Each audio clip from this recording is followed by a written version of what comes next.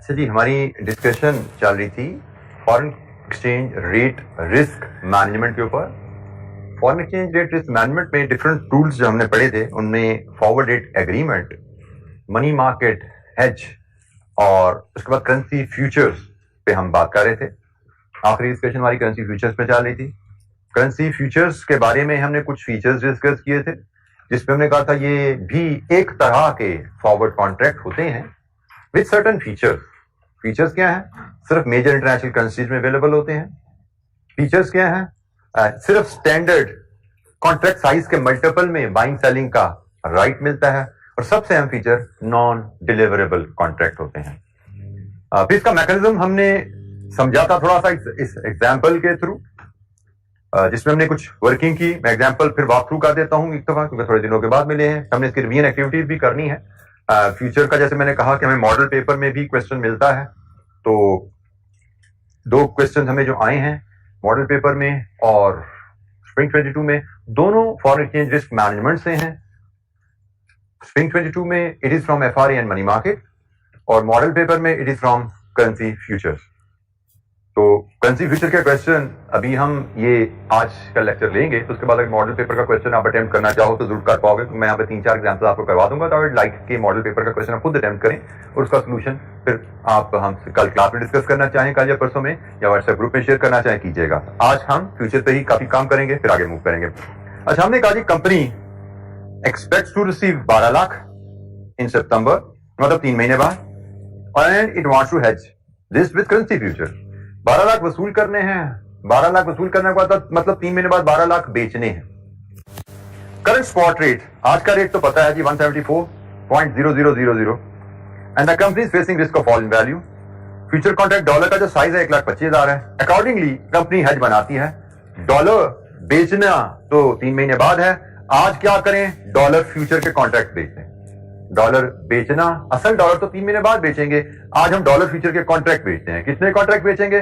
12 lakh dollar पर hedge करने के लिए 1,25,000 के हिसाब से 9.6 बनते हैं। हम राउंड ऑफ करते हैं, हम 10 कॉन्ट्रैक्ट बेचते हैं। लेट्स अज्यूम हमें सितंबर में जो कॉन्ट्रैक्ट की प्राइस मिली वो 172.2350 है।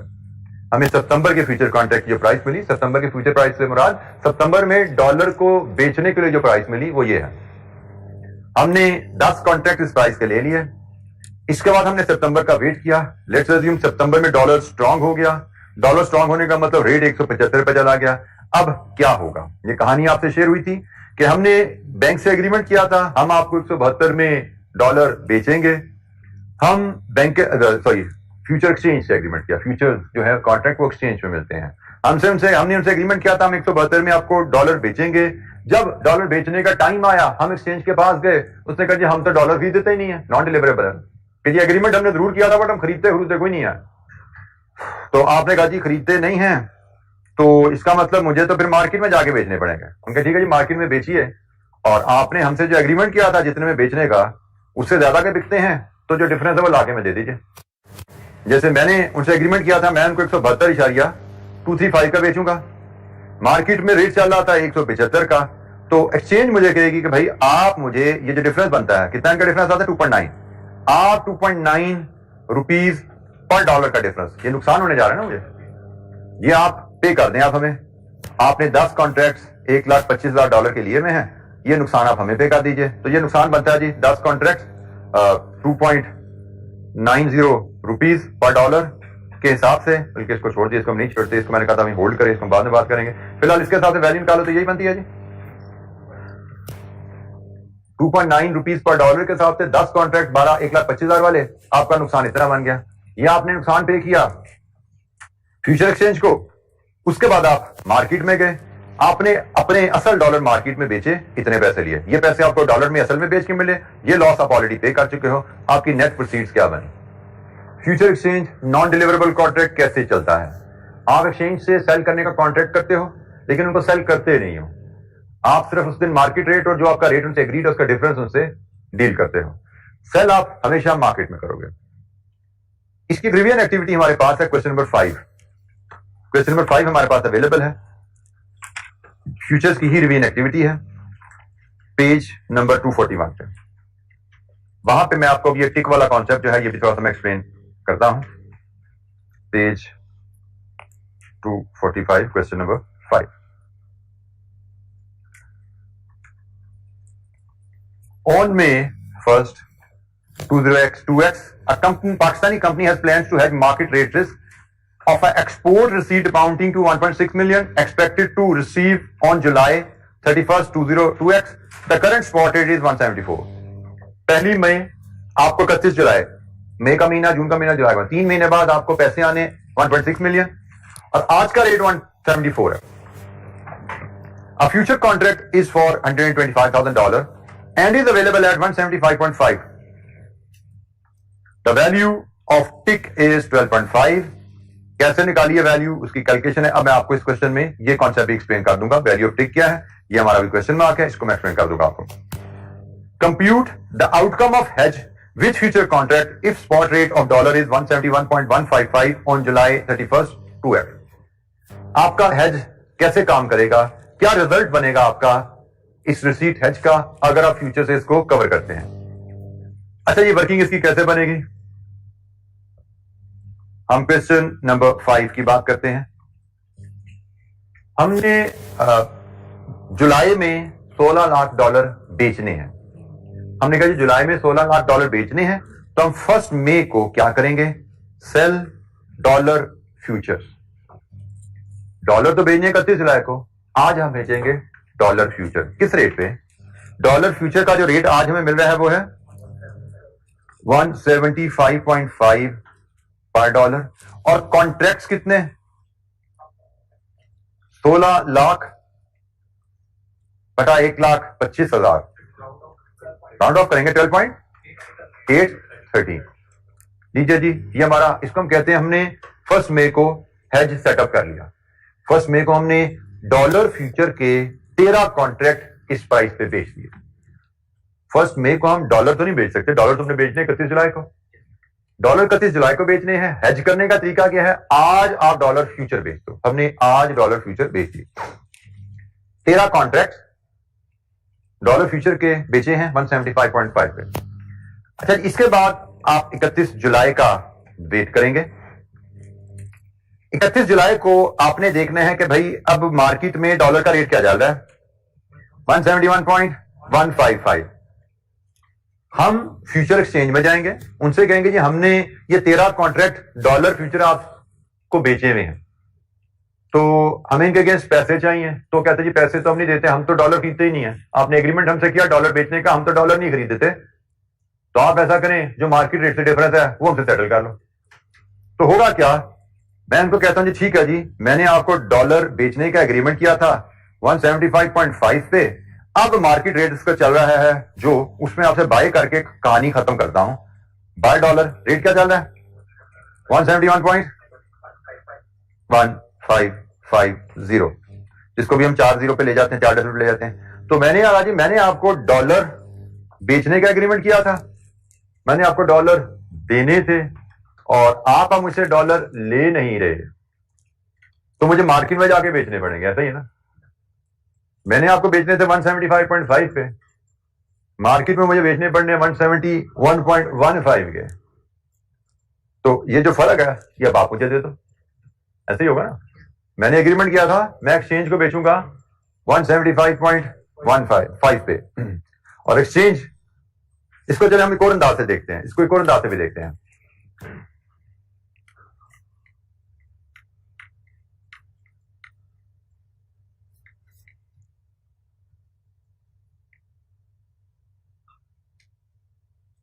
हमने एक्सचेंज को कहा था कि हम आपको डॉलर बेचेंगे 175.5 पे. एक्सचेंज ने कहा जी मैं डिलीवरेबल कॉन्ट्रैक्ट नहीं करता, मेरा कॉन्ट्रैक्ट नॉन डिलीवरेबल है, आप मुझे डॉलर दें but I don't want to receive it. तो हम ऐसा करते हैं कि आप मुझे, हम अज्यूम करते हैं आपने मुझे डॉलर बेचे और साथ ही मुझसे खरीदे, क्योंकि मैंने डॉलर लेने नहीं आपसे, आप मुझे डॉलर बेचे जिस रेट का एग्रीमेंट है और साथ ही मुझसे डॉलर खरीद लें आप, ताकि डॉलर आपके पास है, क्योंकि हमारे एग्रीमेंट तो नॉन डिलीवरेबल होते हैं. तो फिर हमने कहा अच्छा ठीक है जी, मैंने आपको डॉलर इस रेट पे बेचे हैं, आज का रेट तो इतना है, मैं इस रेट पे खरीद लूंगा आपसे. मैं एक्सचेंज के पास गया, मैंने कहा जी मैंने आपको इस रेट पे डॉलर बेचने का एग्रीमेंट किया, ये पकड़े जी डॉलर. उन्होंने कहा जी तो जी हम डॉलर लेते नहीं है, आप ऐसा करो डॉलर मुझसे आप वापस ले लो. तो क्या रेट चल रहा है, किस पे खरीद लोगे मुझसे? एक्सचेंज कहेगी, हम कहेंगे जी मार्केट रेट इस पे खरीद लेते हैं आप यहाँ। उसके ठीक है जी, आप मुझसे 171 में खरीद लो, मैंने आपसे 175 में लिया और मैंने आपको 171 में वापस भेज दिया।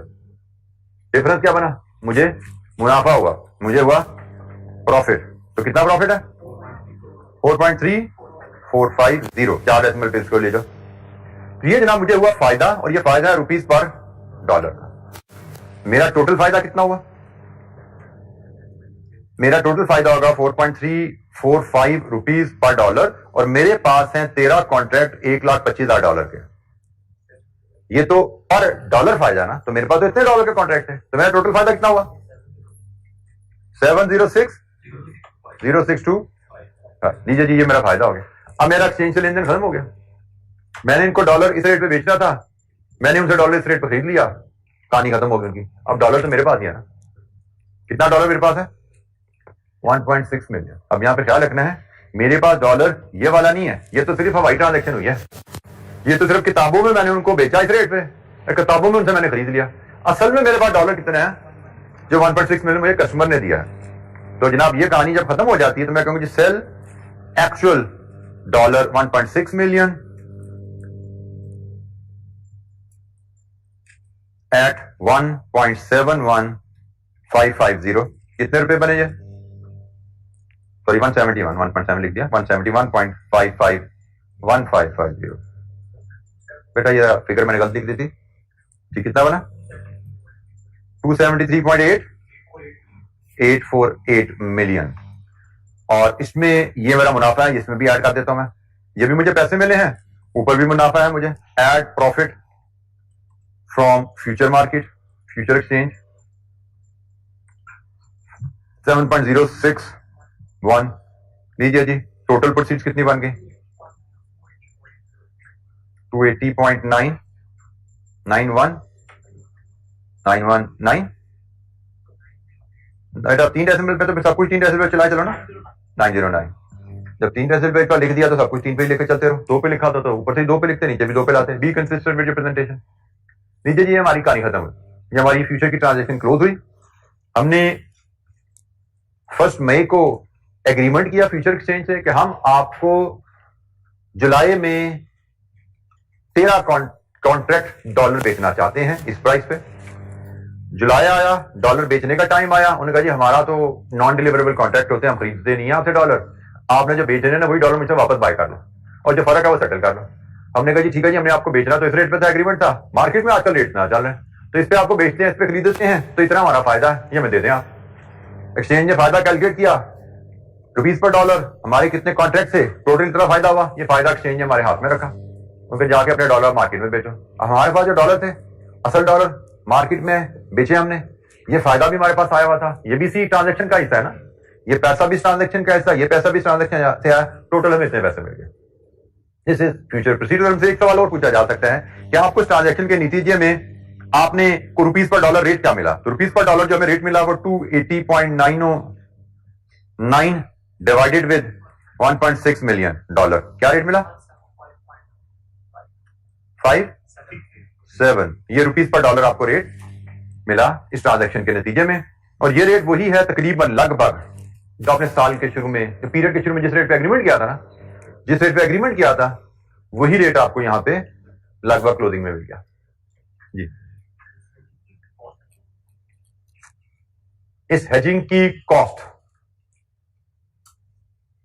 अभी तक हमने जो टूल पढ़े हैं एफआरए, उसकी हमने एग्रीमेंट की कोई फी का जिक्र नहीं किया, क्योंकि शायद वहां पे एग्रीमेंट फी नेग्लिजिबल होती है, क्योंकि मेनली फॉरवर्ड एग्रीमेंट में भी बैंक एक पार्टी से बाय कर रहा है, दूसरी को बेच रहा है, बैंक ने मुनाफा जो कमाना है वो बाइंग सेलिंग के रेट के डिफरेंस से कमा लेता है। फिर हमने मनी मार्केट हेज पढ़ा, वहां पे भी हमने कोई कॉस्ट का जिक्र नहीं किया, वहां पे भी शायद कोई ना कोई कॉस्ट इन्वॉल्व हो, बैंक की प्रोसेसिंग फी कुछ होगी, बट दैट इज नेग्लिजिबल, हमने उसको भी अपनी डिस्कशन में इन्वॉल्व नहीं किया। बैंक पे आप पैसे जब रखवाते हो, बैंक से जब लोन लेते हो तो उसकी कुछ ना कुछ प्रोसेसिंग फी होती है, लेकिन हमने उसको भी इग्नोर रखा। नॉर्मली एफआरए मनी मार्केट में ये दोनों कॉस्ट नेग्लिजिबल होती हैं, इग्नोर कर दी जाती हैं, इवन सीफैप में भी इन्वॉल्व नहीं होती। इसी तरह जब हम फ्यूचर्स में आते हैं तो फ्यूचर्स में भी there are certain cost involve, but from our scope point of view वो नेग्लिजिबल है, मतलब, और हमें वो टेस्ट नहीं की जाती। कॉस्ट है यहाँ पे there are at least 2 cost which I can think of जो इस प्रोसेसिंग में फ्यूचर हेज में इन्वॉल्व होती हैं, लेकिन हमारे स्कोप में उनकी डिस्कशन नहीं है। CFAP 4 में जाते हैं तो वो दोनों कॉस्ट हमारी डिस्कशन में आ जाती हैं। तो करेंसी फ्यूचर हेजिंग में there is some administrative cost involve और which is not that negligible. जितना FRA और मनी मार्केट है थोड़ी सी साइजेबल होती है। मतलब वहां पे अगर से 100 के पीछे 2 पैसे हैं, यहाँ 100 के पीछे में भी 5 या 7 पैसे है कॉस्ट, बट स्टिल हम उसको यहाँ पे हमारे स्कोप में उसकी डिस्कशन नहीं है। ठीक है, उसकी डिस्कशन आपके पास आएगी CFAP 4 में। जी, फ्यूचर हेज। अच्छा, एक छोटी सी ट्रांजैक्शन मैं बनाता हूं क्योंकि अभी तक हमने ना 2 एग्जांपल यहां देखी हैं फ्यूचर की, दोनों ही रिसीवेबल की थी, दोनों ही रिसीवेबल की थी। और इवन आप जो मॉडल पेपर का क्वेश्चन देखोगे वो भी रिसीवेबल के ऊपर है। तो इसका मतलब हमारी बुक में कोई पेएबल की ट्रांजैक्शन बनी नहीं हुई। तो मैं एक पेएबल की ट्रांजैक्शन छोटी सी क्रिएट करता हूं और वो क्रिएट मैं कर लेता हूं, लेट्स अज्यूम पिछली एग्जांपल के डाटा को ही लेके। हमने पिछली एग्जांपल की थी ना क्वेश्चन नंबर, तो आपके लिए मैं यहीं पे डाटा बनाता हूं। लेट्स अज्यूम एग्जांपल है फॉरेन करेंसी फ्यूचर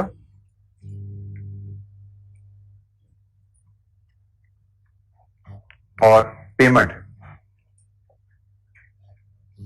हम कहती हैं पाकिस्तानी कंपनी है, $2.5 million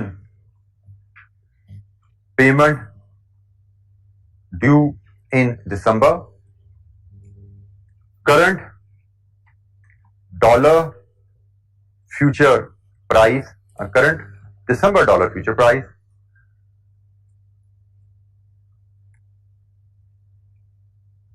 is say ₹1.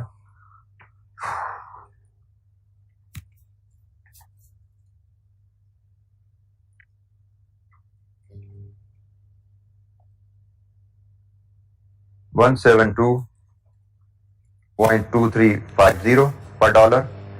Current spot is ₹174.0000 per dollar.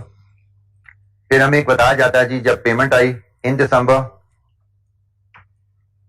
Spot rate is equal to 175.1350 rupees per dollar and we are asked to calculate outcome of hedge.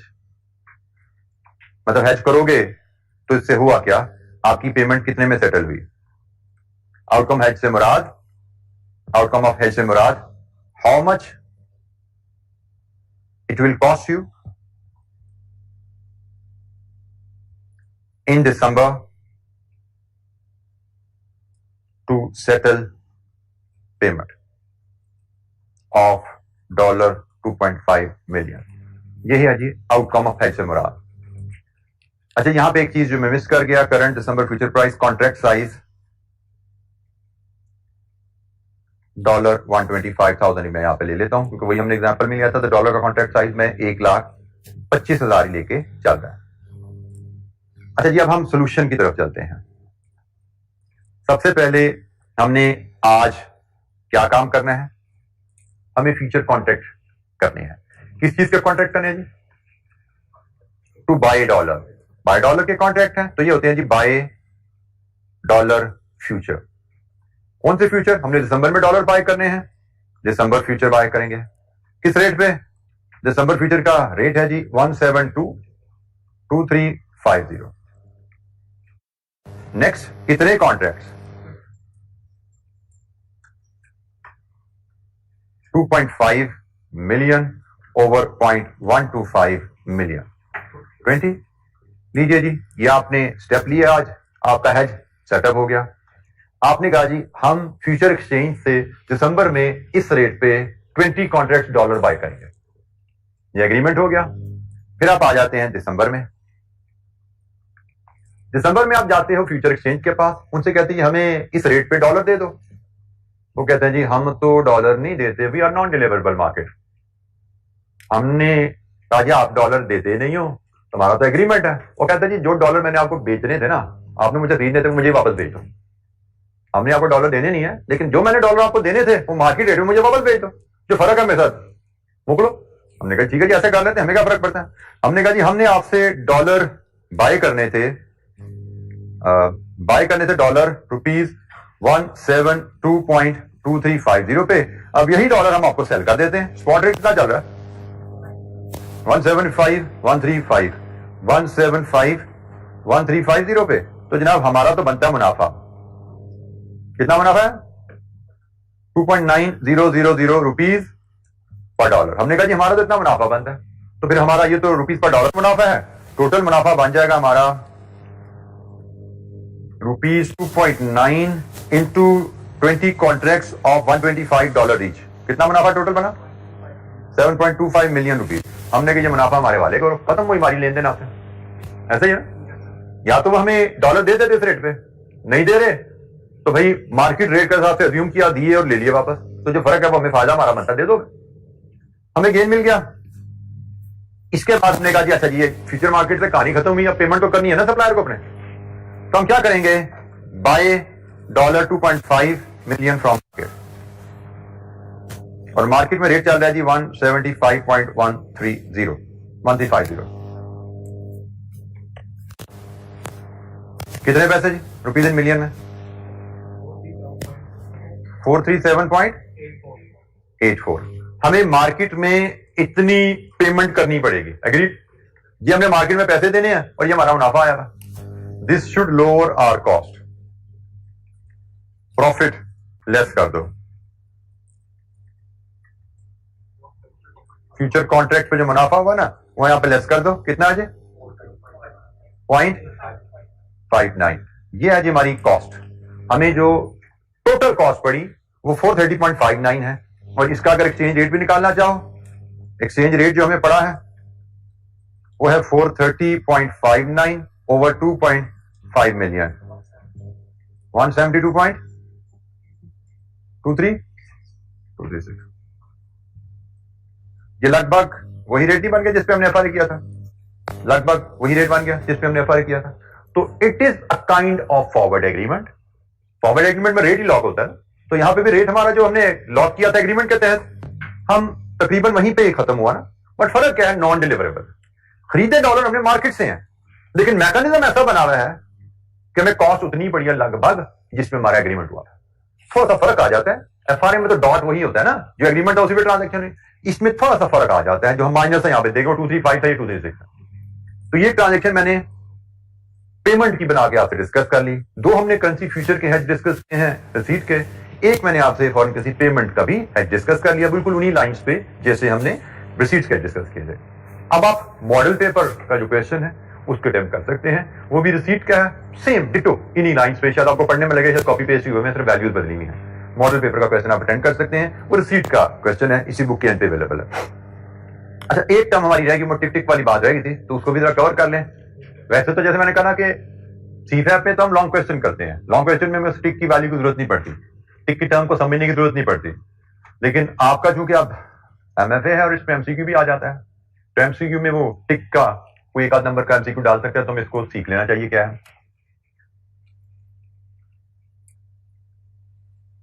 टिक से related एक term है टिक size, एक term है टिक size.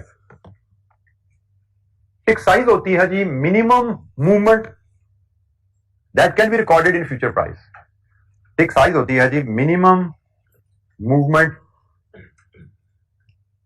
That can be recorded in future price. For example हमने अभी question जो देख रहे थे, हमें फ्यूचर की प्राइस, पिछला क्वेश्चन ही देखते जो मैंने अभी बनाया, हमें फ्यूचर की प्राइस गिवन थी 1.72.2350 रुपीज 1.72.2350 172.2350। मिनिमम मूवमेंट इसमें जो रिकॉर्ड की जा सकती है 172.2351, ऐसे ही है, और 172.2349, यहां से यहां, यहां से यहां, यही मिनिमम मूवमेंट है। इस प्राइस में इससे छोटी फ्रैक्शन तो रिकॉर्ड नहीं हो सकती। This is the smallest fraction which can be recorded in this price. Accordingly ये जो डिफरेंस है यहां से यहां या यहां से यहां, इसको टिक साइज कहते हैं, 0.0001। This is called tick size. हमने कहा जी हमारी प्राइस अगर ये 4 डेसिमल में है तो टिक साइज ये है। अगर यही प्राइस आपको 172.75 दिया जाता तो टिक साइज क्या होता? ठीक हो? अगर यही प्राइस आपको 172 दिया जाता तो टिक साइज आपका 1 रुपी है। ऐसे ही तो टिक साइज है आपका minimum movement in the price that can be recorded, minimum fractional movement that can be recorded. 4 decimal तक प्राइस है तो this is a tick size. 2 decimal पर प्राइस है तो ये टिक साइज है, विदाउट डेसिमल प्राइस है तो ये टिक साइज। तो टिक साइज क्या है? टिक साइज से आगे चलें तो हमने भी यहां पे निकाला था कि हमारा गेन है 2.9 रुपीज पर डॉलर। 2.9 रुपीज, अगर देखिएगा यहां पे 0.0001, ये टिक साइज है, इसको 1 टिक भी कहा जाता है, इसको 1 टिक भी कहा। This is tick size and this is 1 टिक। यहां से यहां तक जाते हो तो ये 29,000 टिक्स बन गए। 2.9 रुपीज का मतलब 29,000 टिक्स। 29,000 टिक्स मतलब 29,000 इंटू 0.0001 क्या आता है? 2.9। ऐसा ही है ना? तो 2.9 4 डेसिमल पे लिख लो अगर, तो आप इसको सिंपली 29,000 टिक्स पढ़ सकते हो। दिस इज 29,000 टिक्स, क्योंकि एक टिक है हमारे केस में 0.0001 और हमारा जो गेन आ रहा है वो 2.9 रुपीज है। 2.9 rupees can be read as 29,000 ticks. So tick size क्या है, जिसको हम 1 टिक भी कहेंगे, ये 1 टिक है। और हम गेन या लॉस को नंबर ऑफ टिक्स में भी मेजर कर सकते हैं। If this is 1 tick then 2.9 rupees is 29,000 ticks. If this is 1 tick, then 2.9 rupees is 29,000 ticks। 2.9 को इसे डिवाइड करो 29,000 ही आ रहा है। अगर ये 1 टिक है तो 2.9 का मतलब 29,000 टिक्स है, लेकिन हमें डिवाइड करने की जरूरत नहीं है, हम सिर्फ आसानी से इसको पढ़ सकते हैं। अगर हमें 2.9 लिखा हुआ है और हमें पता है प्राइस 4 डेसिमल तक जाती है, इसको 4 डेसिमल पे ले जाए और इसको एज अ डिजिट पढ़ लो, 29,000। अगर ये 1 है तो ये 29,000 है। ठीक हो गया? तो 4 डेसिमल पूरे करो और टिक को इग्नोर, डेसिमल को इग्नोर करके पढ़ लो आप। 2.9 रुपीज था, 4 डेसिमल पूरे करो, डेसिमल को इग्नोर करो, 29,000। क्योंकि यहां पे डेसिमल को इग्नोर करो ना, तो 1 टिक क्या है? 1 टिक 0.001, यानी this is 1 then 2.9 is 29,000। So tick size ये है जी। फिर एक वैल्यू ऑफ टिक का कॉन्सेप्ट भी होता है, एक टर्म है value of tick. Value of tick से मुराद होता है गेन और loss on one future contract, one foreign currency future contract, if price moves by 1 tick,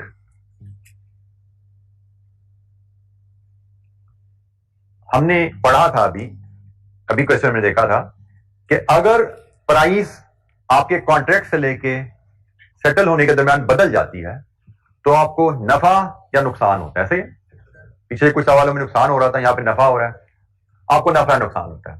तो यहां पे तो ये प्राइस बदल गई है 29,000 टिक्स, ये प्राइस 29,000 टिक बदली है और हमने तो डील किए हुए थे 20 contract.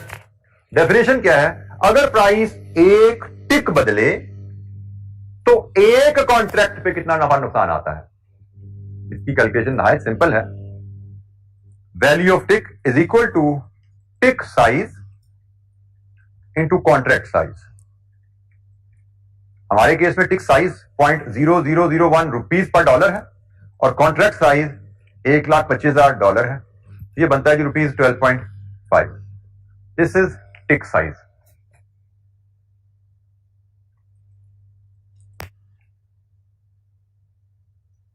Value of tick, sorry, tick size into contract size, this is called value of टिक।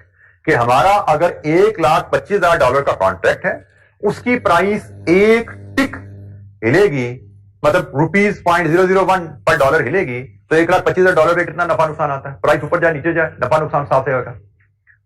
और इस कैलकुलेशन की बेस पे हम total profit from above example, उसको रिवाइज कर सकते हैं। कैन बी डिटरमिन्ड कैसे? Profit in ticks into value of tick into number of contracts। जैसे हमने ऊपर जो एग्जांपल की, इसमें हमें टोटल मुनाफा कितना हुआ है, हमें टोटल मुनाफा कितना हुआ है नंबर ऑफ टिक्स में 29,000 टिक्स, हमें मुनाफा हुआ है 29,000 टिक्स का। एक टिक की वैल्यू कितनी होती है? एक टिक की वैल्यू, साइज नहीं, वैल्यू 12.50। मतलब एक कॉन्ट्रैक्ट में एक टिक प्राइस मूव करे तो 12.50 का फायदा है। एक कॉन्ट्रैक्ट में एक, मैं इसको बल्कि स्टेप बाय ऐसे चलते हैं, एक कॉन्ट्रैक्ट में एक टिक प्राइस मूव करे 12.50 का फायदा है। हमारे कॉन्ट्रैक्ट कितने हैं? 20, और हमारी प्राइस कितने टिक मूव की है? 29,000। तो हमारा टोटल फायदा कितना बन जाता है? 7 पॉइंट, यहां पे 10 कॉन्ट्रैक्ट है, मैं जो एग्जांपल कर रहा हूं उसमें 20 कॉन्ट्रैक्ट है, 7.25 मिलियन। ये वही वैल्यू जो ऊपर हमने निकाली। वहां ये टिक की कैलकुलेशन को लेके गेन निकालने का एक तरीका है। जैसे जो मैंने क्वेश्चन डिस्कस किए उनमें हमें टिक की वैल्यू की जरूरत नहीं पड़ी। क्वेश्चन में उसने टिक की वैल्यू, टिक का साइज दिया हुआ था, मैंने उसको इस्तेमाल नहीं किया, क्योंकि टिक साइज और टिक वैल्यू को यूज करके गेन डिटरमिन करना एक मेथड है, और वही गेन इससे से निकालना दूसरा मेथड है। जब आप क्वेश्चन कर रहे हो दोनों मेथड ठीक है, 7.25 आना चाहिए, आ गया, इधर भी आ रहा है उधर भी आ रहा है। तो मैं चाहूं तो यहां पे 7.25 जैसे ये निकाला ऐसे निकालूं, चाहूं तो मैं इसको 29,000 into 12.5 rupees into 1 lakh, sorry into 20, मैं चाहूं तो ऐसे निकाल लूं। दोनों तरह से प्रेजेंटेशन ठीक है। मतलब मुझे क्वेश्चन में वैल्यू टिक भी गिवन होती है, वैल्यू टिक भी गिवन होती है क्वेश्चन में, और मुझे कॉन्ट्रैक्ट मैंने डिटरमिन कर ली है, और ये मैंने टिक्स में निकाला हुआ है। तो मैं कैलकुलेशन ऐसे प्रेजेंट करूं ऐसे प्रेजेंट करूं, दोनों ठीक है। मैं जनरली जैसे सीफैब में ऐसे ही पढ़ा देता हूं, इसकी जरूरत नहीं पड़ती है। लेकिन मैं फिर बोल रहा हूं कि एमएफए है, आपको एमसीक्यू आ सकता है कि गेन और लॉस इन टिक्स बताइए, तो गेन और लॉस ऐसे निकालोगे 2.9, और टिक साइज अगर आपको पता है 0.0001, तो 2.9 को 0.0001 से डिवाइड करो, 29,000 आ जाता है। डिवाइड ना भी करो, डेसिमल उड़ाओ यहां से, 29,000, ये नंबर ऑफ टिक्स आ गया। ठीक है, और नंबर ऑफ टिक्स आपको हो सकता दे दे कि जी ये नंबर ऑफ टिक्स हैं, इतने कॉन्ट्रैक्ट्स हैं, तो बताइए टोटल फायदा कितना हुआ। तो you should know this basic equation, number of ticks into value per tick into number of contracts, total फायदा नुकसान यहां से आता है। तो ये दो अल्टरनेटिव कैलकुलेशंस हैं। एक तरीका है आप यहां से रुपीस पर डॉलर कितना फायदा हुआ और हमने कितने डॉलर के कॉन्ट्रैक्ट किए। यहां पे लॉजिक क्या है कि रुपीस पर डॉलर हमें कितना फायदा है और हमारे कितने डॉलर के कॉन्ट्रैक्ट्स हैं। हमारे 1,25,000 के 20 कॉन्ट्रैक्ट हैं, हमारे तो टोटल इतने डॉलर के कॉन्ट्रैक्ट हैं, और हमें 2.9 रुपीस पर डॉलर फायदा है। तो हमारा टोटल फायदा कितना होगा? एक ये तरीका है। और एक तरीका यह है कि हमें एक टिक प्राइस मूव करे, एक कॉन्ट्रैक्ट पे एक टिक प्राइस मूव करे, कितना फायदा होता है? जो नुकसान होता है 12.5। हमारे तो 20 कॉन्ट्रैक्ट और हमारी प्राइस तो 29,000 टिक मूव की है। एक कॉन्ट्रैक्ट एक टिक मूवमेंट पे क्या फायदा नुकसान है? हमारे 20 कॉन्ट्रैक्ट और 29,000 टिक की मूवमेंट है, तो टोटल फायदा नुकसान हमारा कितना है? आप इसको इस तरह देख लो, इस तरह देख लो, एक ही बात है, दोनों एक्सेप्टेबल हैं। But from MFA point of view आपको ये दो चीजें सीखनी है, ये डेफिनेशन याद रखनी है। वैल्यू ऑफ टिक क्या है? ये छोटी सी इसकी, सॉरी इससे पूछे टिक साइज था। टिक साइज क्या है? ठीक है जी, ये इसकी छोटी सी अंडरस्टैंडिंग इलस्ट्रेशन यहां पे दे दी आपको टिक साइज के लिए। हमने जैसे मैंने कहा कि इसको हम फिर वैल्यू ऑफ टिक का कॉन्सेप्ट आ गया, ये उसकी कहानी आ गई। वैल्यू ऑफ टिक से क्या मुराद है? डेफिनेशन, उसकी कैलकुलेशन छोटी सी, और देन इस कॉन्सेप्ट का यूज करते हुए टोटल प्रॉफिट कैसे निकाला जाता है, अल्टरनेटिव कैलकुलेशन। जी एनी क्वेश्चन? फ्यूचर्स पे बात हमारी हो रही थी जी बेटा।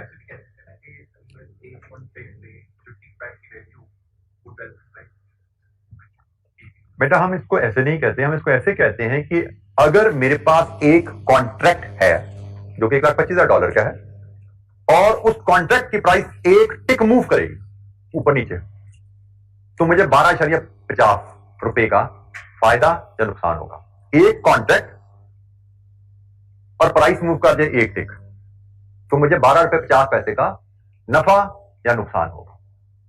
एक कॉन्ट्रैक्ट पे एक प्राइस टिक मूव करे, ये मैंने डिफाइन किया ना, गेन और loss on one future contract if price moves by one tick.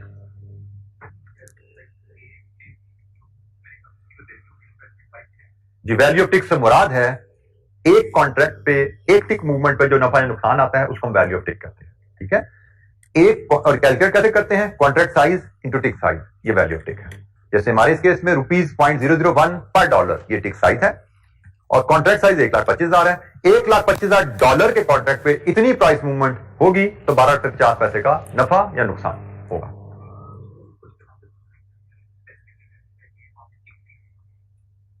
MCQ में कह सकते हैं, एमसीक्यू में वो कह सकता है कि आप इतने टिक्स इतने कॉन्ट्रैक्ट नफा या नुकसान बताओ, तो आपको एमसीक्यू में डाटा ही नहीं दिया, आपको पूरा टिक से ही आपको नफा नुकसान निकालना है, बट अदरवाइज कोई जरूरी नहीं है। जैसे मैंने आपको जो एग्जांपल पहली दो करवाई थी मैंने किताब से करवाई है, किताब में उनका गेन या लॉस टिक से निकला हुआ है, मैंने टिक से नहीं निकाला, वही वैल्यूज मैंने टिक्स के बगैर आपको निकाल के दे दी। तो वहां पे टिक मेथड नहीं कहा जाता, उसने इंफॉर्मेशन दी भी है, ignore it, do whatever way you feel comfortable. मैंने आपको दोनों कैलकुलेशन दे दी हैं गेन लॉस की, आप चाहो तो इस मेथड से गेन निकाल लो, चाहे तो इस मेथड से निकालो, टिक बेस्ड मेथड से निकालना है या अदरवाइज निकालना है, दोनों एक्सेप्टेबल। क्वेश्चन में लॉन्ग क्वेश्चन में there is no such restriction, MCQ में there may be some requirement. मैंने आपको डिस्कस इसलिए किया, मैं फिर बोल रहा हूं कि मैं सीफैप में टिक को डिस्कस नहीं करता, जरूरत नहीं है, नेसेसरी नॉलेज है हमारे लिए, वहां पे एक्स्ट्रा नॉलेज है जिसकी मुझे लगता है जरूरत नहीं है। क्वेश्चन हमारे इस मेथड से इस नॉलेज से हो जाते हैं, वहां पे टिक की जरूरत नहीं, लेकिन आपको जरूरत पड़ सकती है, इसलिए मुझे एडिशनल डिस्कशन करनी पड़ी। जी एनी क्वेश्चन, कोई सवाल? अच्छा जी, करेंसी में हमारे पास एक और रिस्क हेजिंग का टूल है, उसको भी थोड़ा सा हमें डिस्कस करने की जरूरत है, दैट इज करेंसी ऑप्शंस। अच्छा ये ऑप्शंस क्या हैं, इसकी हमें जरूरत क्यों पेश आती है?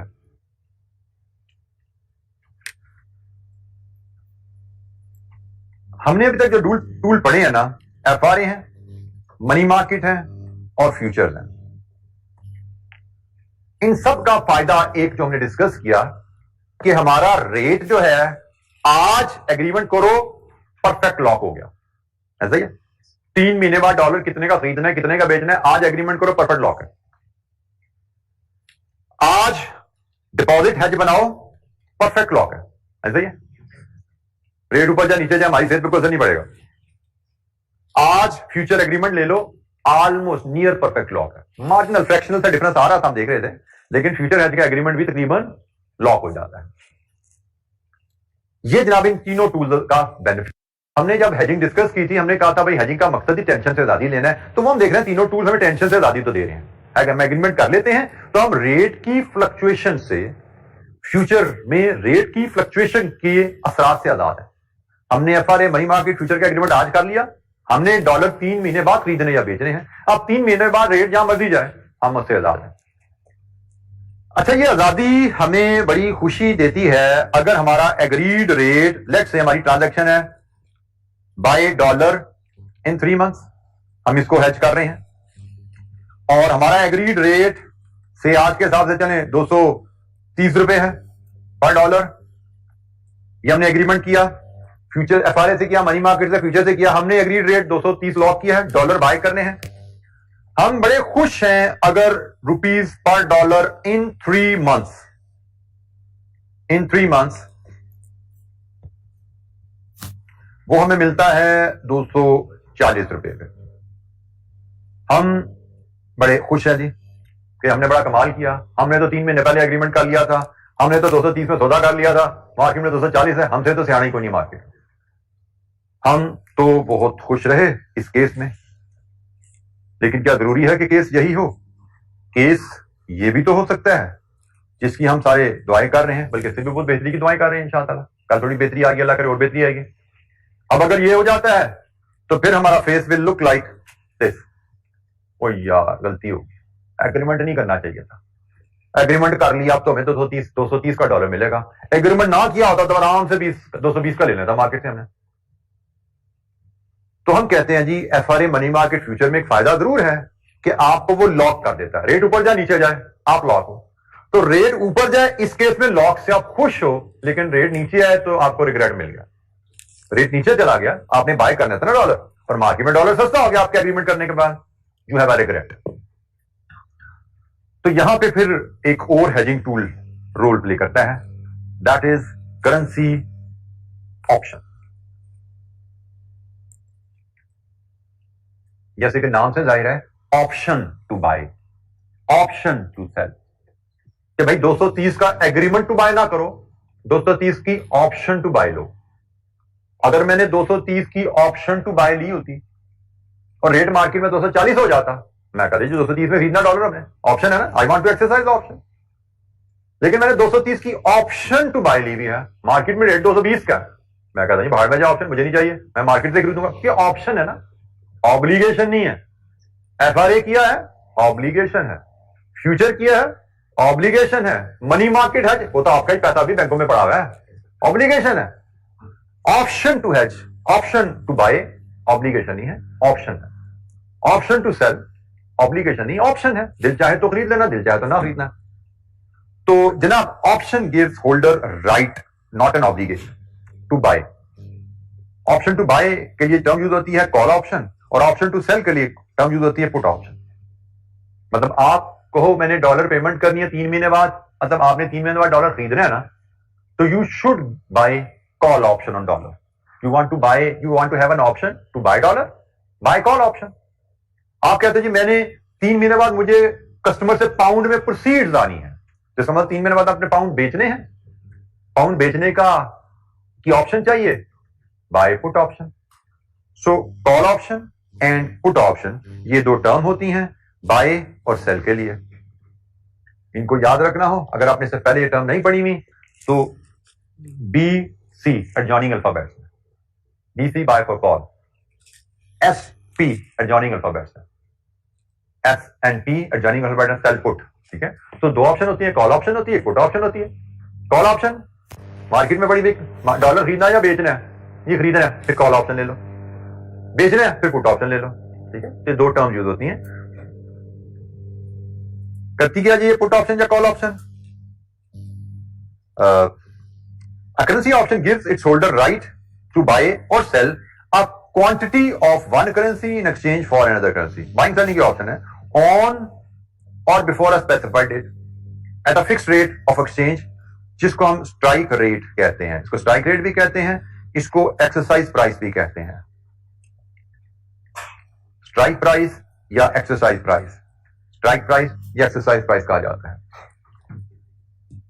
होता क्या है, हम ऑप्शन ले लेते हैं, फिर हम डेट का इंतजार करते हैं। जब ड्यू डेट आती है तो जिस कंपनी के पास ऑप्शन होती है वो देखती है भाई उसके पास स्ट्राइक प्राइस क्या है और मार्केट में स्पॉट रेट क्या चल रहा है। अगर उसके बाद फैसला करेगा, वो कंपनी फैसला करती है कि ऑप्शन एक्सरसाइज करनी है या नहीं करनी, ऑप्शन एक्सरसाइज करनी है या स्पॉट रेट पे डील करना है। जैसे मैंने छोटा सा आपको जो केस बना के दिया था कि जो हम डिस्कस कर रहे थे कि अगर मैंने 230 रुपए पे ऑप्शन ली है, मैंने एग्रीमेंट नहीं किया, मैंने ऑप्शन ली है, ऑप्शन टू बाय। ठीक है, ऑप्शन टू बाय ली है। अगर तो रेट मार्केट में 240 रुपए है तो मेरा डिसीजन है एक्सरसाइज ऑप्शन, और अगर मार्केट में रेट 220 रुपए है तो मैं कहूंगा बाय एट स्पॉट। ये बेसिकली ऑप्शन का ब्रीफ मैकेनिज्म है।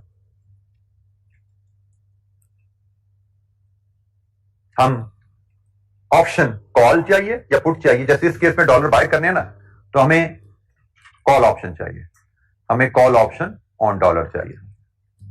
तो हमने कॉल ऑप्शन ऑन डॉलर ले ली 230 रुपए की। जब डॉलर खरीदने का टाइम आया, हमने देखना मार्केट में रेट क्या चल रहा है, उसके मुताबिक फैसला करना है कि हमने ऑप्शन के थ्रू डॉलर बाय करना है या हमने स्पॉट पे डॉलर बाय करना है। हमने 230 पे ऑप्शन ली हुई है, मार्केट में 240 है, हम कहेंगे हमने ऑप्शन एक्सरसाइज करनी है, 230 पे डॉलर बाय करना है। हमने 230 पे ऑप्शन ली हुई है, मार्केट में रेट 220 है, हम कहेंगे हमने ऑप्शन से नहीं बाय करना, हमने मार्केट से बाय करना। We have flexibility, and by the way ये flexibility is not free, it has some cost and it has some noticeable cost which is called option premium. बाकी जो हेजेस है ना, अभी थोड़ी देर पहले आपके साथी ने पूछा था बाकी हेजेस की कॉस्ट का दिक्कत, मैंने कहा नेग्लिजिबल है, छोड़ दो। ऑप्शन में there is a cost which is not negligible, it is called option premium. इसको ऑप्शन प्रीमियम कहा जाता है। तो मजीद बात करेंगे ऑप्शन के मैकेनिज्म के ऊपर, थोड़ी सी इसकी बड़ी माइनर सी कैलकुलेशन है, उसको भी देखेंगे। हाँ, ऑप्शन को बस एक जुमला ध्यान में रख लीजिए, ऑप्शन जो है वो ओवर द काउंटर बैंक से भी ली जा सकती हैं और एक्सचेंज पे भी अवेलेबल होती हैं, लेकिन वो अलग बात है कि जो फ्यूचर ऑप्शन एक्सचेंजेस है वो पाकिस्तान में अवेलेबल नहीं है। मैं पहले भी बता चुका हूं आपसे। करेंसी ऑप्शन आप ओवर द काउंटर से मुराद through bank, over the counter से मुराद थ्रू बैंक। करेंसी ऑप्शन आप बैंक से भी ले सकते हैं, एक्सचेंज से भी ले सकते हैं, लेकिन पाकिस्तान में एक्सचेंजेस अवेलेबल नहीं है। और जब बाद में एक्सचेंज की बात करेंगे तो वही कॉन्ट्रैक्ट साइज वहां पे आ जाता है, स्टैंडर्ड कॉन्ट्रैक्ट साइज जिसका फ्यूचर में था यहां पे भी आ जाता है। तो फिलहाल इतना ही थी। कल इंशाअल्लाह हम करेंसी फ्यूचर पे थोड़ी सी डिस्कशन है, मे भी 15-20 मिनट की, वो करके हम नेक्स्ट जो हेजिंग का एरिया है इंटरेस्ट रेट रिस्क मैनेजमेंट, कल हम उस पर बात शुरू करेंगे, इंटरेस्ट रेट रिस्क मैनेजमेंट। अच्छा, एक छोटी सी बात मैं करना भूल गया। कल हमने, मुझसे कुछ बच्चों ने व्हाट्सएप ग्रुप में ही शेयर किया कि they need some guidance and support on managerial area.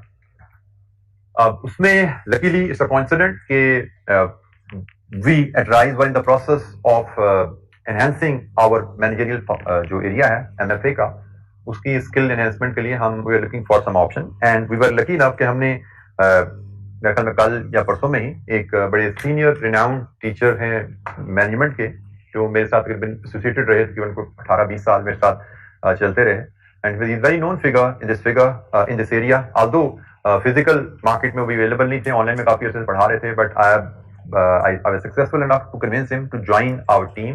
Ashraf Rahman sahab, वो हमारी ज्वाइन कर रहे हैं मैनेजरियल एरिया की टीम को, और ऑनवर्ड बैचेस में he will be partnering with me in MFA.